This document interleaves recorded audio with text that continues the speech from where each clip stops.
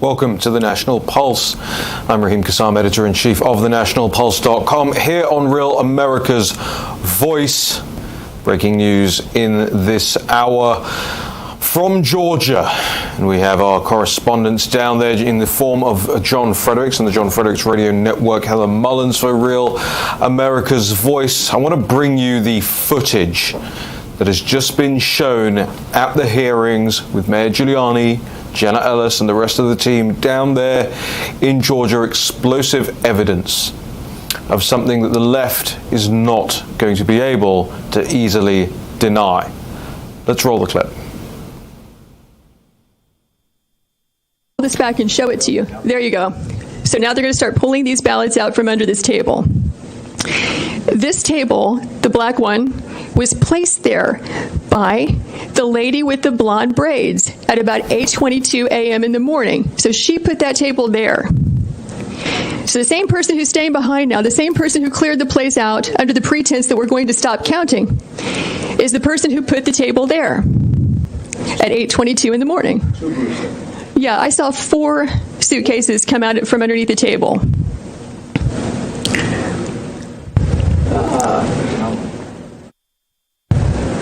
Yeah, upper right hand, you see the gentleman in the red. So he just pulled one out.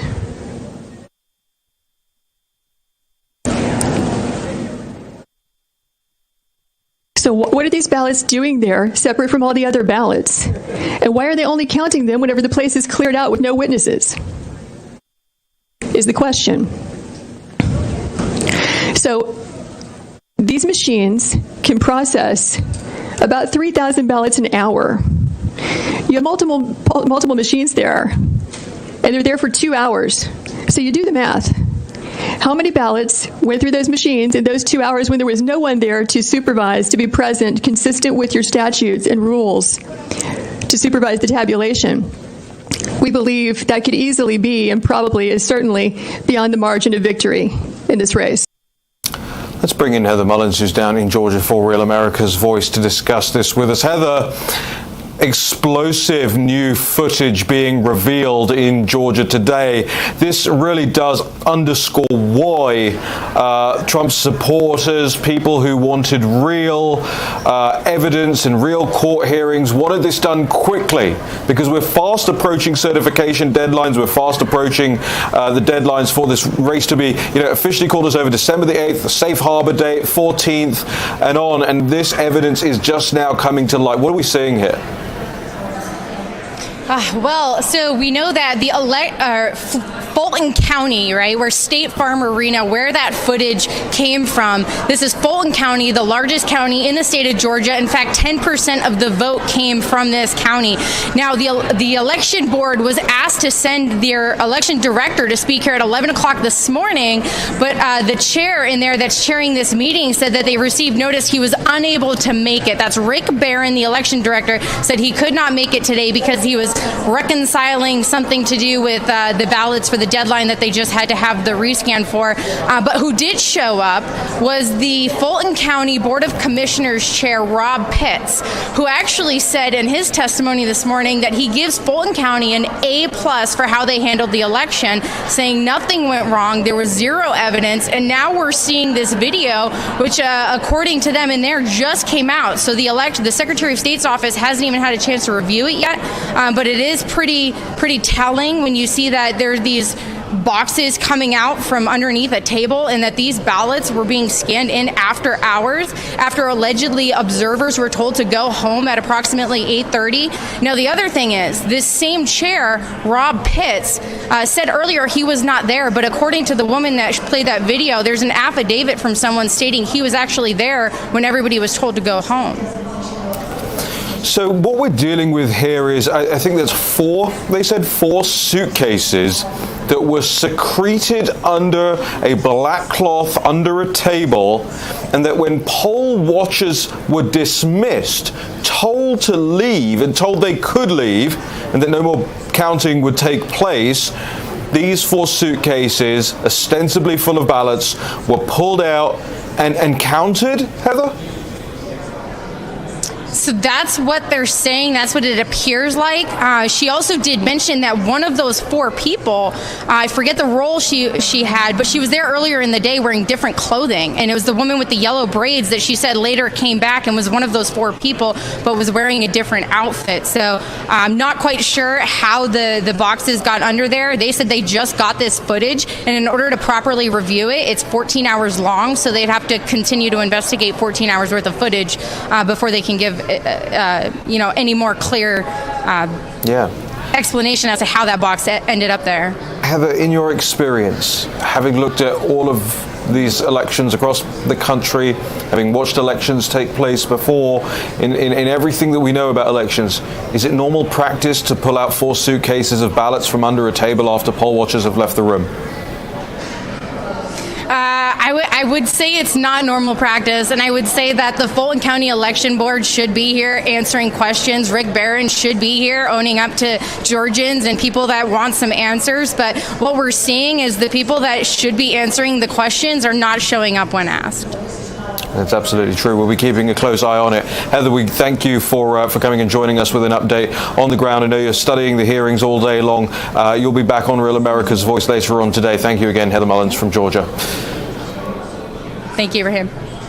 All right. Well, you see it with your very own eyes, and look, maybe there's some explanation, but extraordinary circumstances require extraordinary evidence. Extraordinary claims require extraordinary evidence, and that is some extraordinary evidence that we're seeing. The Election Integrity Project's Ellen Swenson is going to be joining us in the next section of this show to talk about what they're finding in California, in Nevada.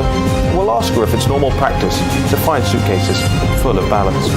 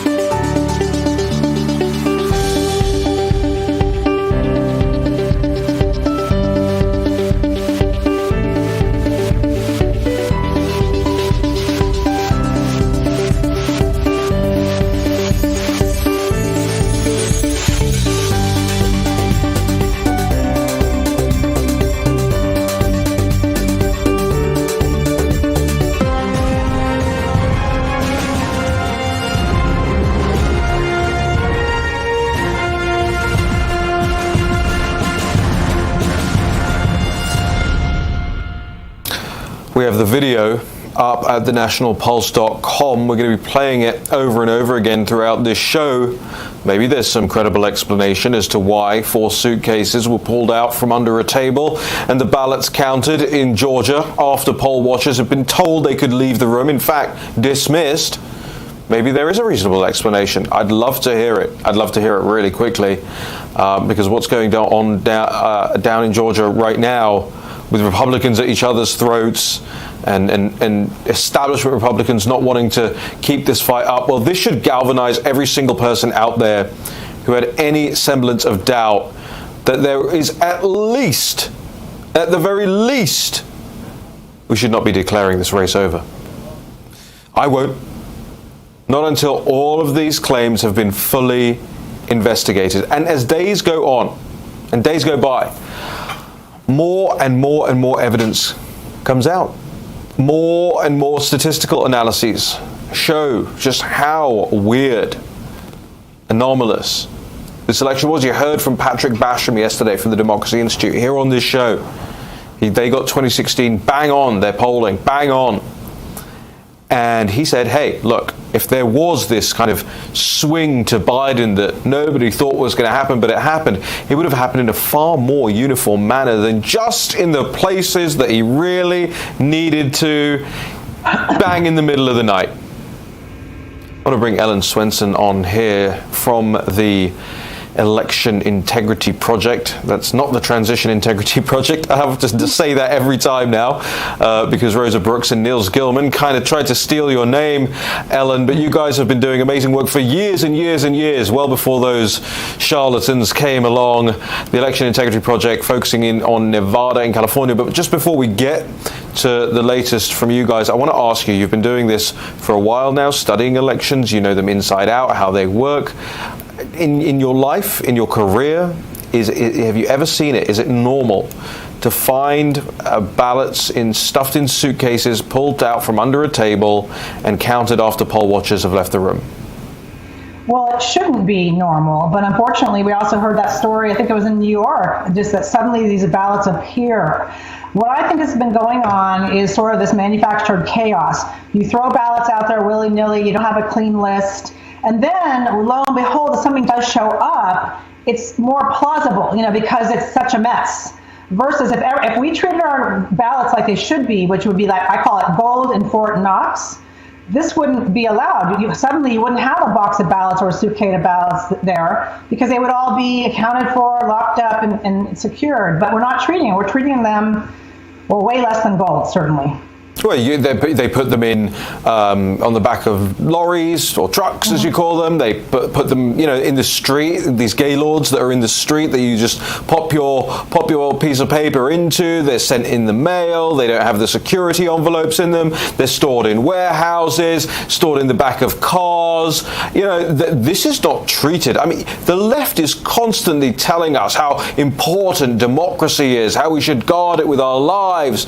I'm more of the Constitution should be guarded with your life, and the Republic should be guarded with your life. Democracy is a form of voting, right? Democracy is it's not a system of government. It's a method of electing a government. But let's take the left at their word. Democracy is the be-all and end-all. Democracy dies in darkness. Democracy is what it's all about. Defending the vote. So why are you stuffing ballots in suitcases and hiding them underneath tables in unsecure buildings, right? That doesn't make any sense. It does. And also, as we've seen in California and Nevada, they've been sending them to people who don't exist, people who are died. And so again, these stray ballots are out there. And then when you don't have what was promised, which was the signature matching, then all bets are off. What was a road to fraud is a superhighway now. Ellen, so tell us about what you guys have been finding out. More coming out of Nevada, and of course, there's going to be a whole lot more, I believe, taking place in Nevada tomorrow. Another hearing tomorrow, which I'm just getting the news about. Yes, I've heard that too. I think that's the Republican Party.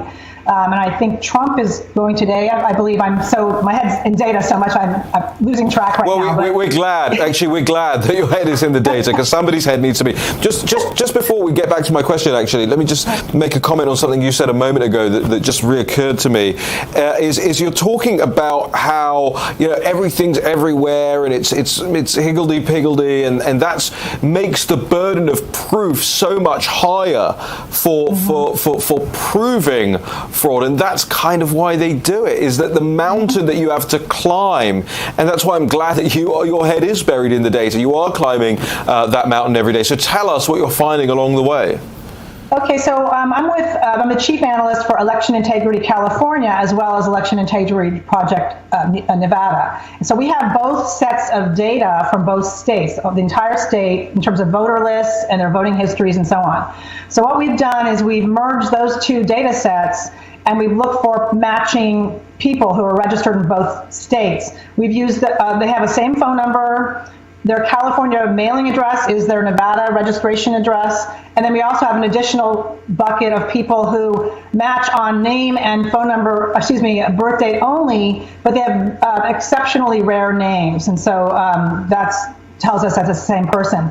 We have probably over 20,000 of those people, and maybe more actually, who are registered in both states. But what we did is we took a subset and we said how many of those are registered in Nevada and California, but their later registration date is California, indicating that they are actually California residents now. And how many of those voted in the Nevada election? That's our first cut. And so we found 2,410 of those people who voted in the Nevada election on November 3rd, though it appears to us they are California residents and they do not meet the federal or Nevada residency laws to vote in Nevada. So we just come out with that yesterday. Wow. And this is the story. I believe we've got it up in the breaking section at the National Pulse. I think Natalie Winters popped it up late last night. So what just remind the audience, what's the difference in Nevada between Trump and Biden? I don't know. I know it's a relatively small number. I don't know. And I mix the states up because I'm so involved in the data right now that I need to focus on. But it's small enough that they're trying to fight it. I think it's about 40,000, isn't it? It's about 40,000. Does that sound about right to you? Possibly. The 2,400 is not going to change the result. Yeah. We've submitted it to the Trump campaign, and so we don't know what'll happen. But Ellen, hang on. We've got to go to a break. Let's come back. We'll reset, and you can tell us more about that. We'll be right back after this break.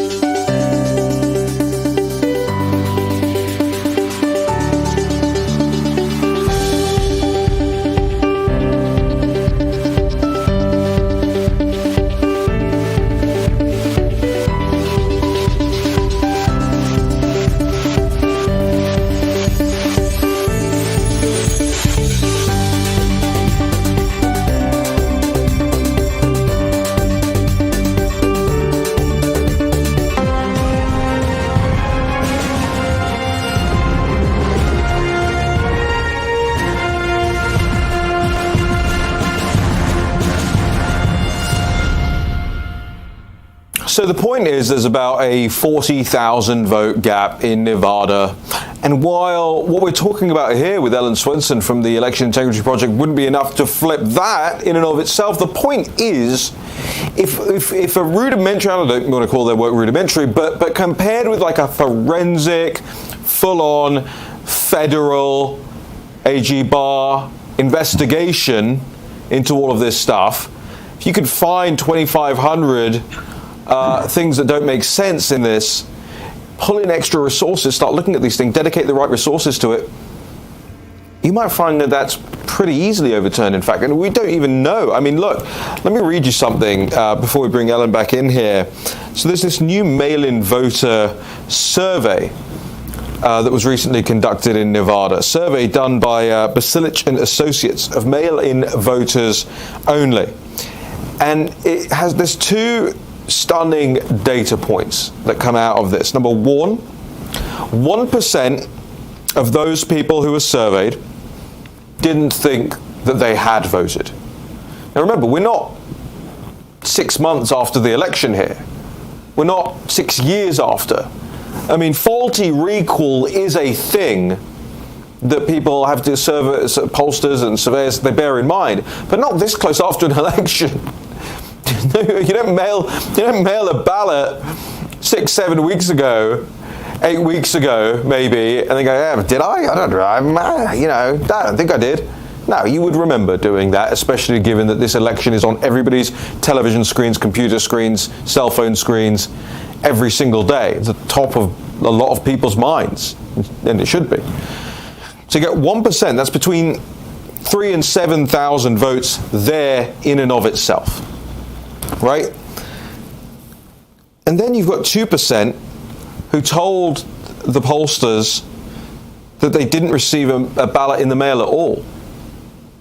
But these are the people who were registered as mail-in ballots and whose ballots were counted.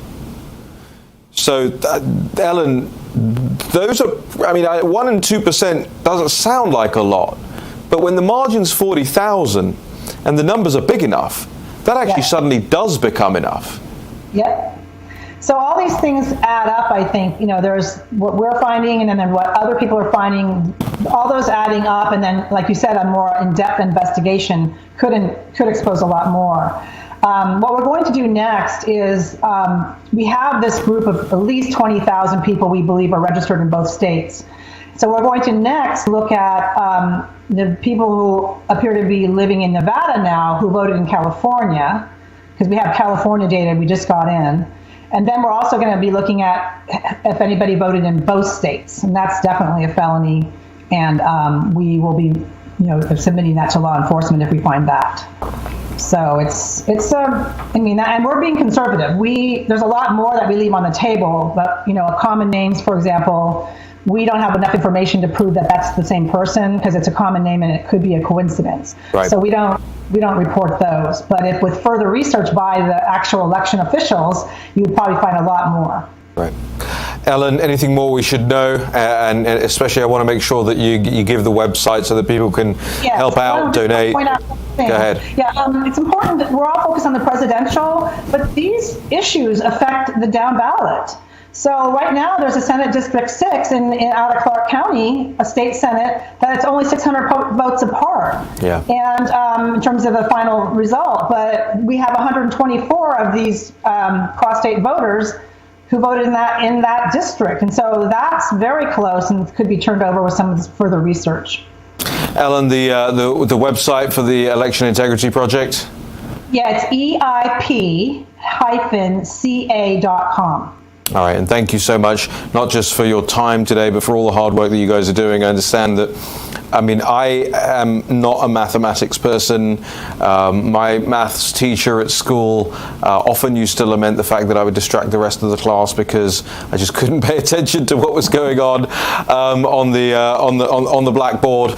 And I'm so grateful there are people like you out there who can bear to go through some of this stuff, because I found it incredibly difficult over the last couple of weeks. So thank you, Ellen, for everything that you and the Election Integrity Project doing. Thank you. Have a good day. All right, ladies and gentlemen, I want to be able to take you to the hearings live to show you what's being said in Georgia. I wonder if we can take that feed live to you. I think we can. I think we're prepping it right now. So stick around, stay tuned. We're going to bring you that. We're going to have John Fredericks, who's live in Georgia, joining us later on in the show as well. We're going to keep talking about this footage that has come out of these ballots that were secreted, hidden, stashed in suitcases underneath tables in the Staples Center and brought out after the people had left the counting room. Let's take you live to the audio and the video from the Georgia hearing right now. Ballots before I put them in this suitcase that's just in the middle of the room.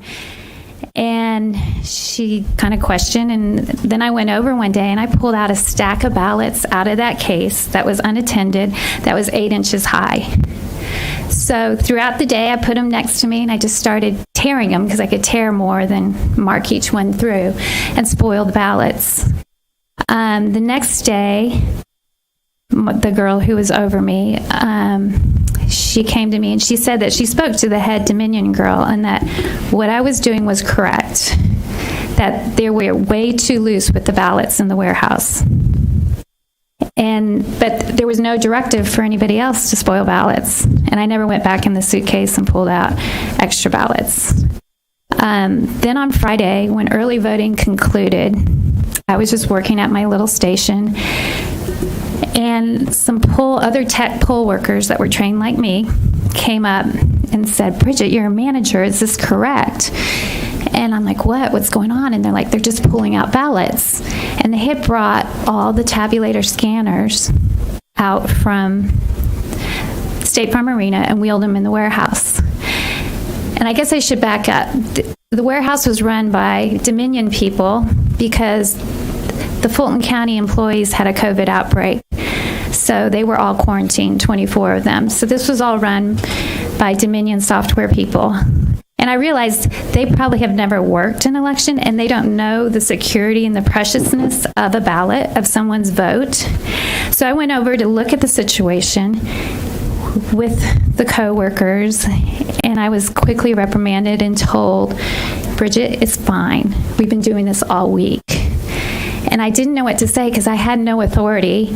I was bothered by it, and I told the poll workers, I'm like, well, you know, the media card's what's really important. The paper ballots are just backups. So all right, it'll quick be okay. break. We'll be back with more from the hearing here on Real America's Voice. Stick around, stay tuned, important stuff.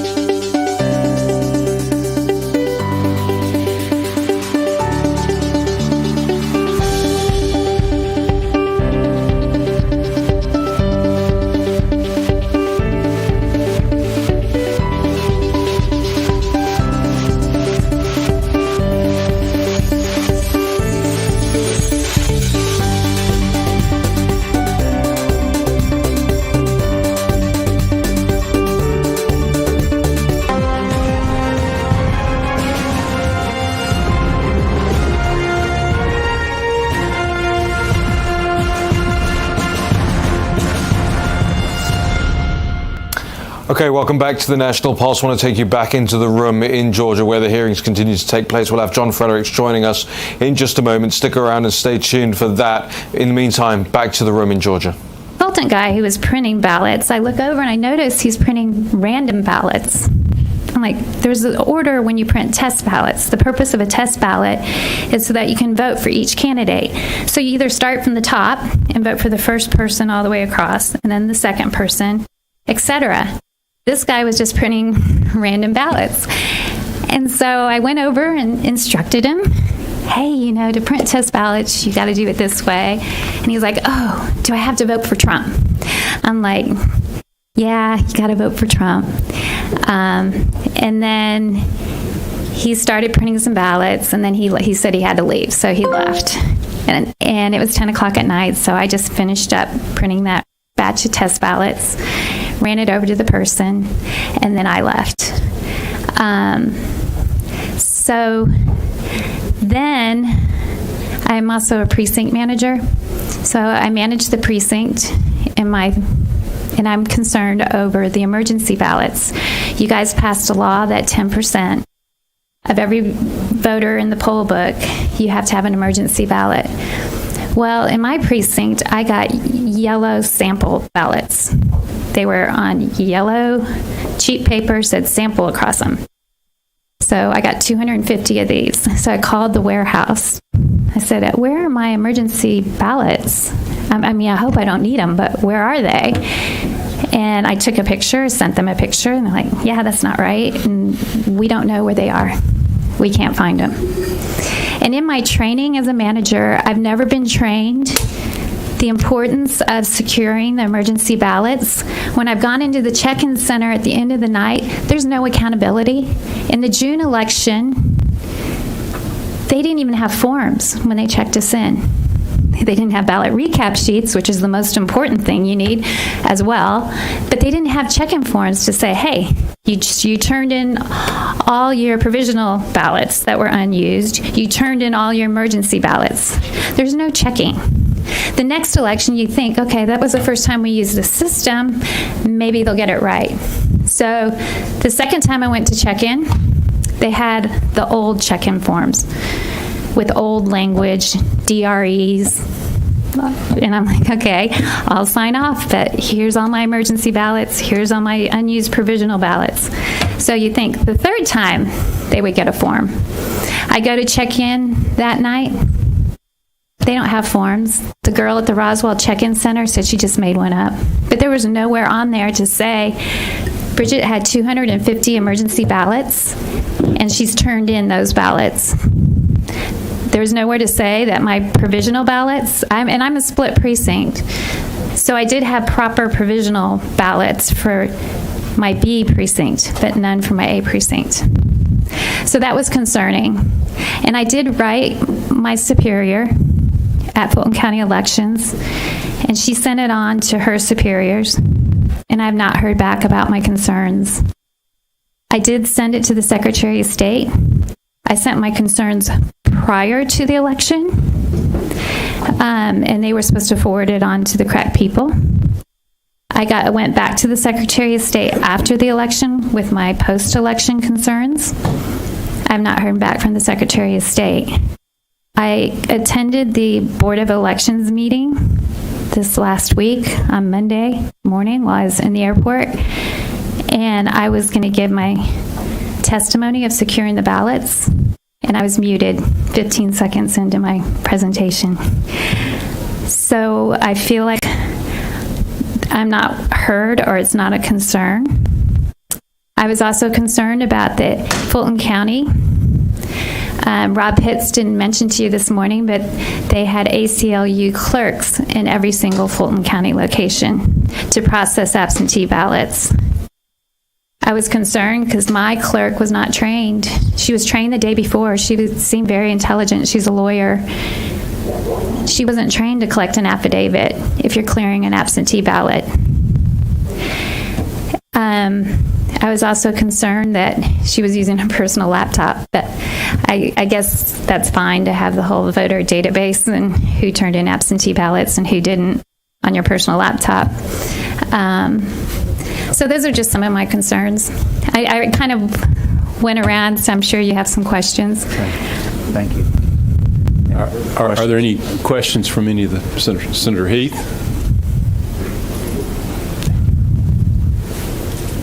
I don't want to jump ahead of any of you smart guys in here. The risk of that. You just, there's a lot of information there that could... I'm sorry. There was a lot of information there that could certainly cause me concern, but Well, the last things you were talking about, these emergency ballots, and you mentioned the absentee ballots. So who all knows, if I request an absentee ballot, who all knows whether or not I have voted that absentee ballot? In previous years, we would have to call downtown to Fulton County elections, and they would clear a voter to vote on the machines. In this election, there was a lot of snafus because there were so many absentee ballots sent out back in June. So the solution was to put an ACLU absentee clerk in every precinct that would do the job of the Fulton County people, because the phones would jam. And I would have 3 poll workers on the phone calling the 3 different lines, and we would just sit there and let it ring and ring and ring until someone got through. And then we'd clear our line of voters that we had so they could go vote on the machines. But I don't know, maybe that's public information of who has turned in their absentee ballot. It seems like if it was public information, then I would have loved to have been able to look it up myself on my phone. Do you have any concern that if I knew which available absentee ballots were out there and uncast, that it might be a good opportunity to do whatever with, whether it was call them up and say, hey, you need to go vote today, or You haven't turned in your ballot? Can I come get it? Can I come help you, or whatever? Help me with these emergency ballots. Is that what you called them? Yes, emergency ballots. So these are legitimate ballots? Yes, supposedly. All right, quick break.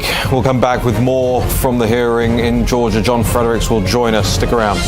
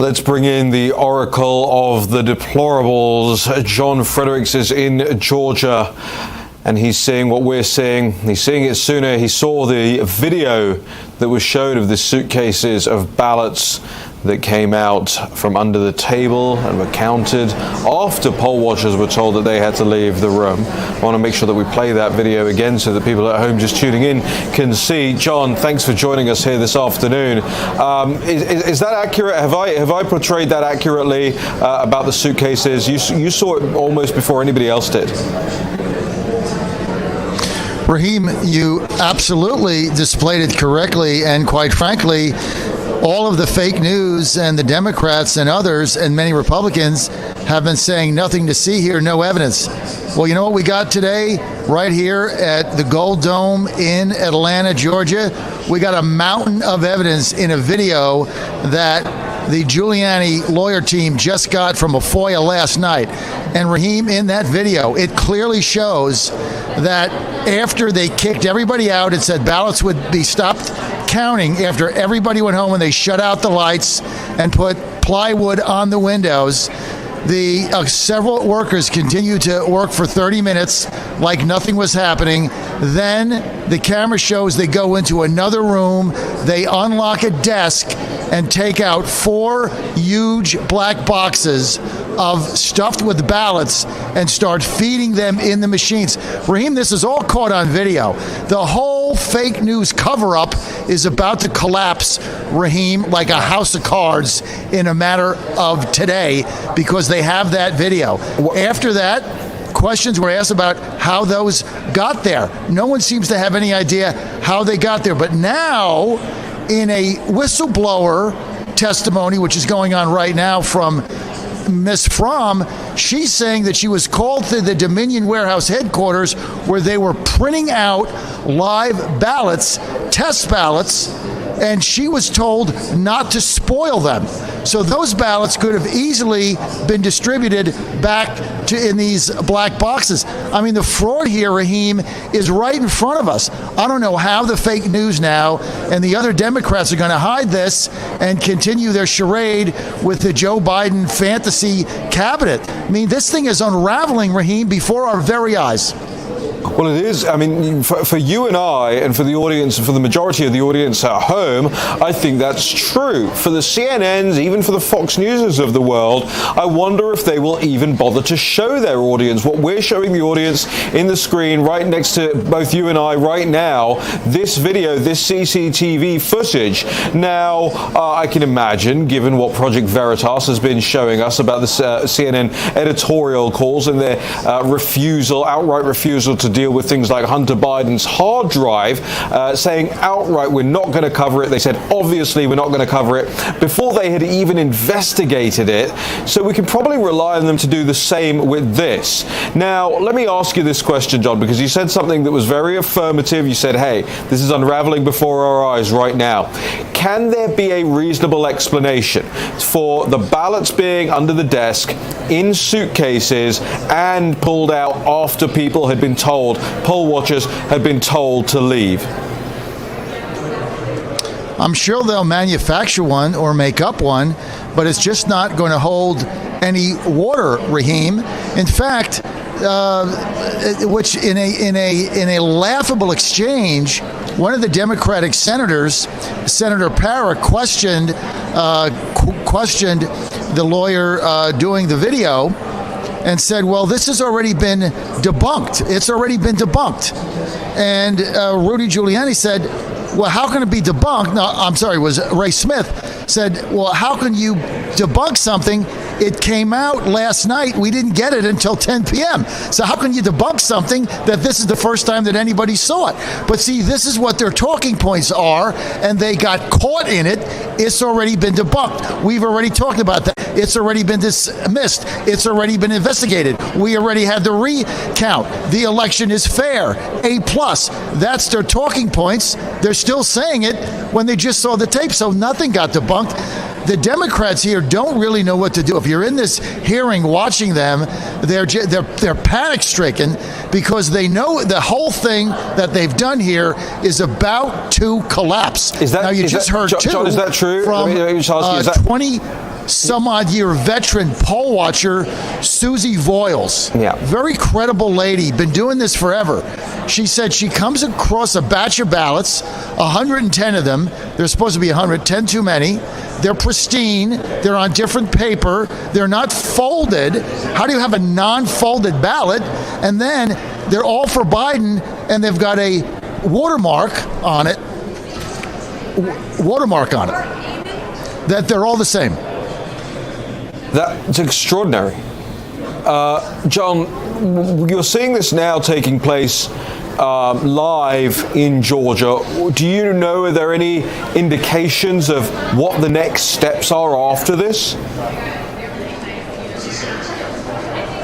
Well, I think there has to be two things have to happen, and it ties into January 5th. Number John, one, is the lady who was just testifying right behind you? Is that her right behind you to your left? yes. I don't know if you can pull her over. I don't know if you can pull her over for a quick chat. Let's just take John in full screen and see if she can. Let me see if I can get her. Yeah, you want me to? Yeah, go ahead. Go and see if you can get her. We'll try and break some news here live right now on air with John Fredericks down in Georgia. We're live on Real America's Voice. I wonder if we can even blow this break just so we can get this lady on air here with us, ladies and gentlemen. Bridget Thorne. Okay, make sure she gets the microphone in front of her as well. Bridget Thorne with us, Raheem. Go ahead. Miss Thorne is with us, and she just got through with her whistleblower testimony. Miss Thorne, thank you for coming on today with us at Real America's Voice. Can you just give us a synopsis when you were talking about these test ballots being printed and not secured, and the management of Dominion was telling their employees not to secure the ballots? These are live ballots. Why did they do that, and what do you think happened to those? Honestly, I don't know after we printed the test ballots whatever happened to them. I think I thought it would be a directive that we needed to rip up the ballots. I've made a recommendation that test ballots should be printed on not official paper, but no one's listened to my concern yet. All right, John, so we have to go to a break. Giving a testimony John, here. you continue talking to us. All right, thank you, Raheem. Mrs. Thorne, thank you. We'll come back very shortly. We'll talk to you again. Thank you.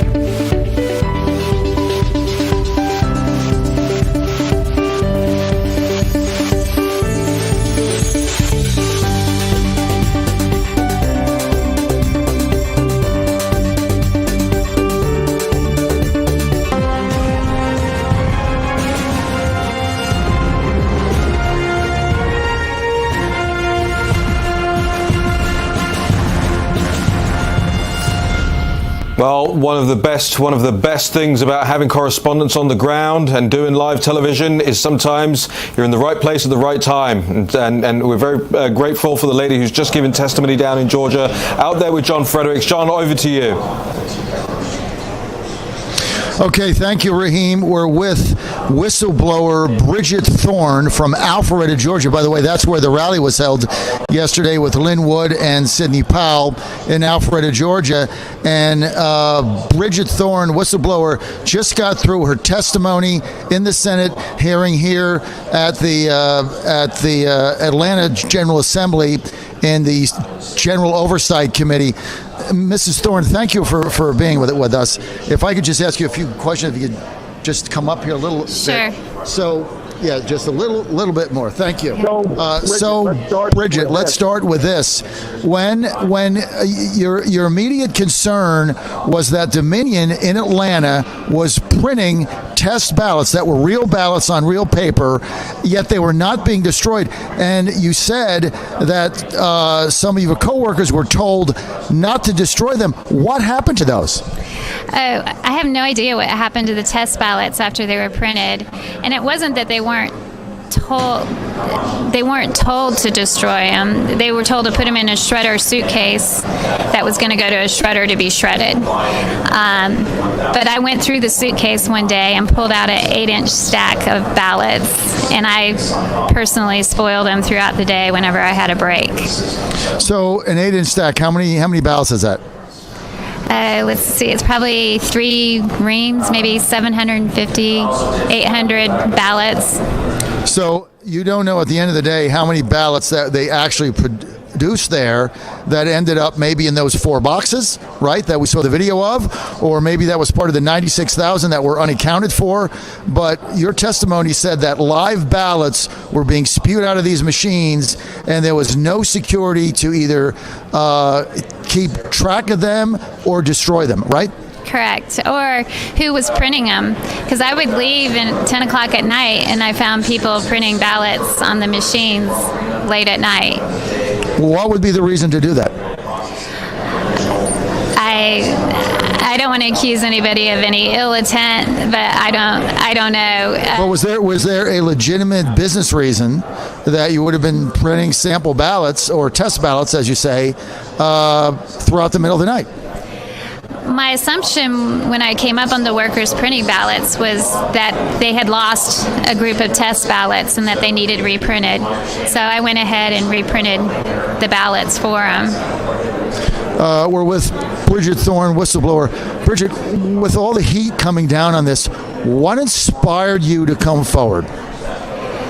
I guess I'm frustrated because for 9 years I've really worked hard at trying to make things fair and running a proper election, and I've tried to be involved as much as I could in helping my people, my superiors at Fulton County Elections, and I've reached out to them with my concerns and they've gone unheard. I sent an email to them and to everybody and nobody seems to be concerned. They said they don't have time right now because they have another election coming up to listen to my concerns. I went to the Board of Elections meeting on Monday and I was going to read a 2-minute script and I was muted 15 minutes into my script. I reached out to the Secretary of State with my concerns. I did all the proper channels and nobody seems to be concerned about what I saw. In fact, you were censored. Correct. So that's why you're here. Yeah, I'm just trying to make a change in the system. I don't feel good about working election if I don't think it's being properly run. Ms. Thorne, do you believe that there was fraud in Georgia in this election based on what you saw and experienced?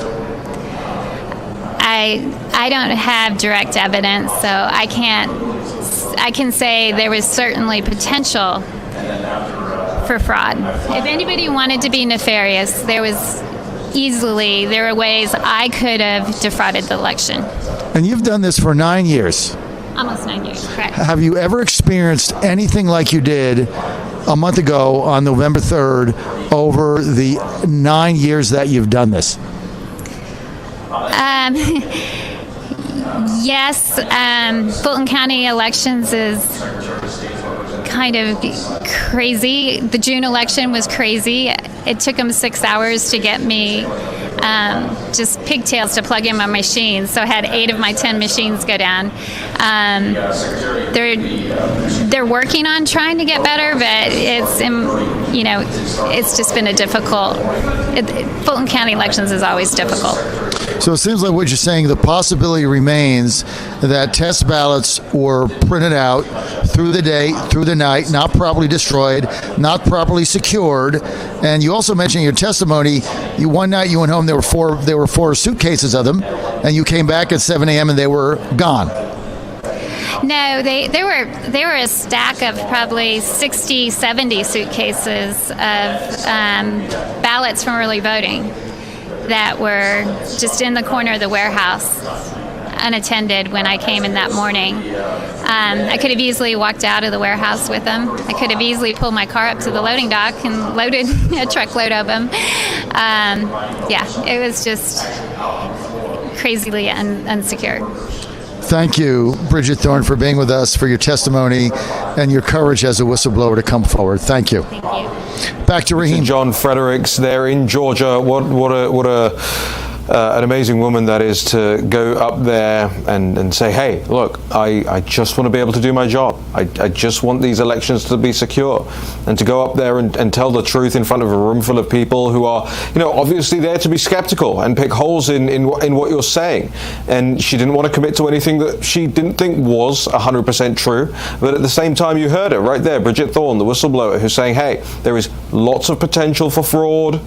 Maybe she didn't say lots. There is potential for fraud. She saw the ballots. She saw the suitcases full of ballots. And she said she could have loaded up her car with them if she wanted to. This is not the way elections are run in first world countries. This is the way banana republics, developing nations, run pseudo-elections that once upon a time the United States, the United Kingdom, NATO members, G8 members, the developed nations in the world, once upon a time would look at a system like that and say, that doesn't count. That's not an election. And now, what do we say? We run arse like that? At the end of the show, stick around. David Brody's up next in the water cooler.